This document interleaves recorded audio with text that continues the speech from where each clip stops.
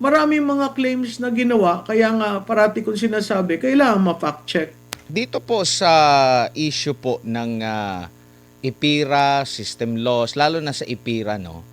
Ang punto na pinakamahalaga na kailangan ng taong bayan itong ganito, lalo na yung pagsuspindi sa VAT, nung panahon ng unang part ng pagsiklab ng Iran at US-Israel na giyera, na yun talaga yung hinaing nila pero hindi nagawa. Kung nagawa man, doon lang sa LPG, sa kerosene.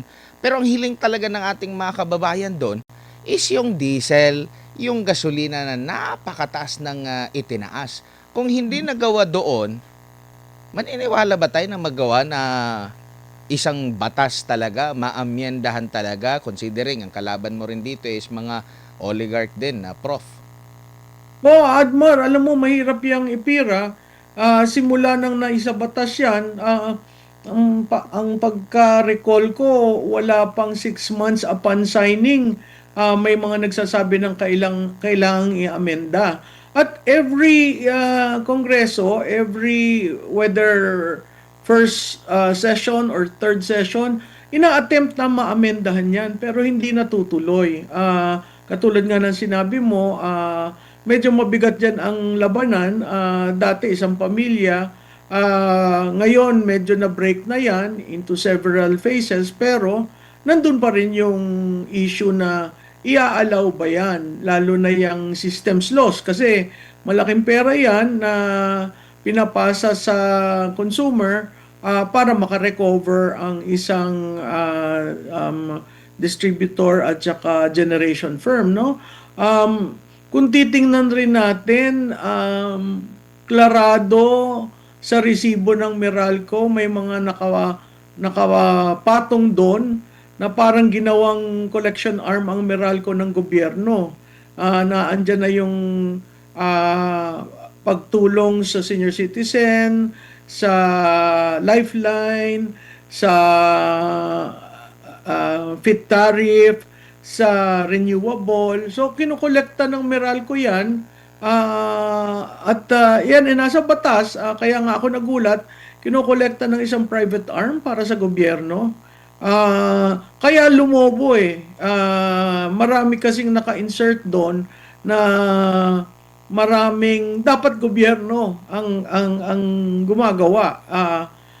Pero hindi natin napuna. Ngayon nakita natin dahil diyan sa gera sa Iran at nakita natin dahil ang gastos ng elektrisidad kaya nagtaasan. Kaya nagdududa yung ating mga kababayan kung sincero ba ang administrasyon ngayon sa mga pinagsasabi nito sa SONA. Kasi isa sa mga supporter talaga nito, maalala ko, Prof, ay itong pinakulong nila na si Senador Rodante Marcoleta. Now ngayon, papalapit na matapos na ang termino doon na nabanggit. Now ngayon, ang sabi naman ng DOE, para daw mawala ang system loss, kailangan ng at least 1 taon. Alam mo yan kasi lilinisin yan sa books eh. Mahirap mong i-compute yung system loss kung aalsin ng buo. Kasi pwedeng hindi pa nare-recover ng Meralco yaan, no? Tama ka, no? Yaan isang legislation advocate dyan si Senator Marcoleta from the House to the Senate. At nakita naman natin during the start of the war, dun sa mga hearings na ginagawa, no? Parati niyang sinasabi, alsin na natin ito, gawin na natin ito. Unfortunately, hindi naman certified ng Pangulo. At narinig natin noon kay dating kalihim ng finance na mahirap, he will never agree with the removal of the VAT, no? So, makikita mo from that time on na nagkaroon ng gera till now, parang wala pang pag-aaral na ginawa para malaman kung saan, kukunin just in case maalis.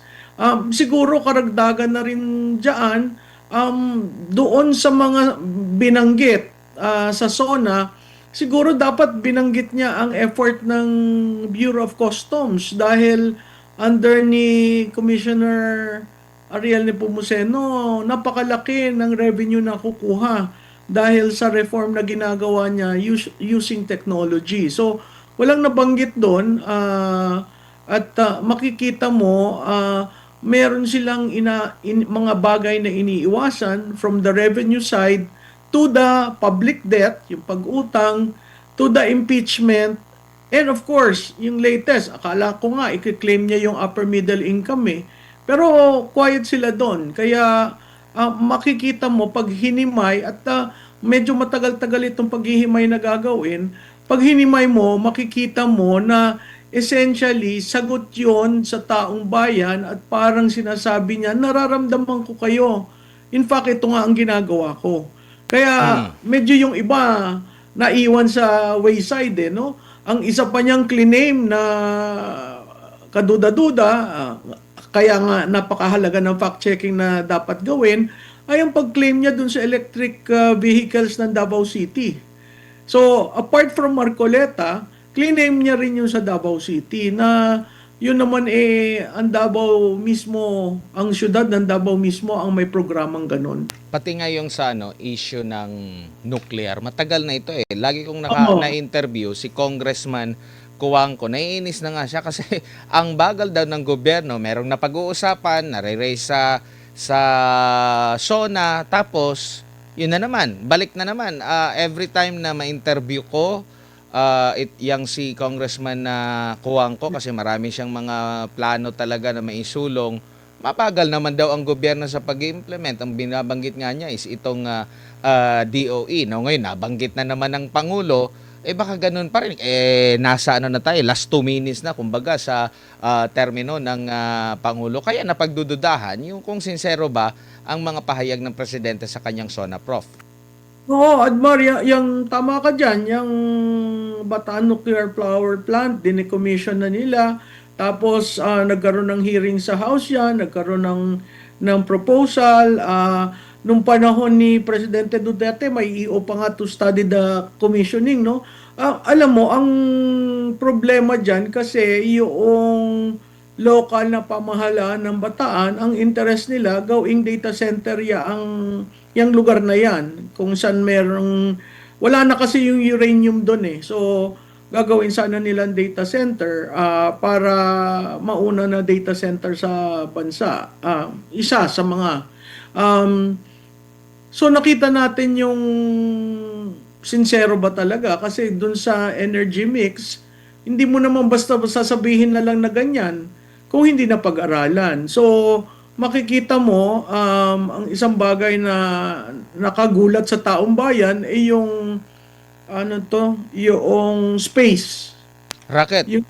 Oo, yung spaceport. No, magkano ang gagastusin diyan? Hindi pa naman wala pa yung blueprint eh. So I don't understand why it is very important for us to launch that program considering mas marami pang importanteng bagay kisa sa pag-launch ng spaceship, no? It doesn't make us any less Filipino kung wala tayong spaceship program kasi hindi naman expected yan sa isang bansang katulad natin. Pero para bigyan mo ng spasyo sa iyong SONA at alam naman natin it takes a while. Considering this is your 5th SONA na dito mo lang mailalagay lahat yung mga plano at mga elemento ng plano dahil pagdating mo sa 6 mo, tying up na yan, nagpapaalam ka na. So, practically, itong mga linista na wishlist niya, asahan natin hindi yan mangyayari.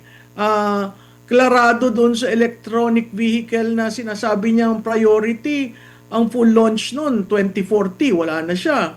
Yung sa MRT-7, sinabi rin na by next week, by next month, next year, i-launch na.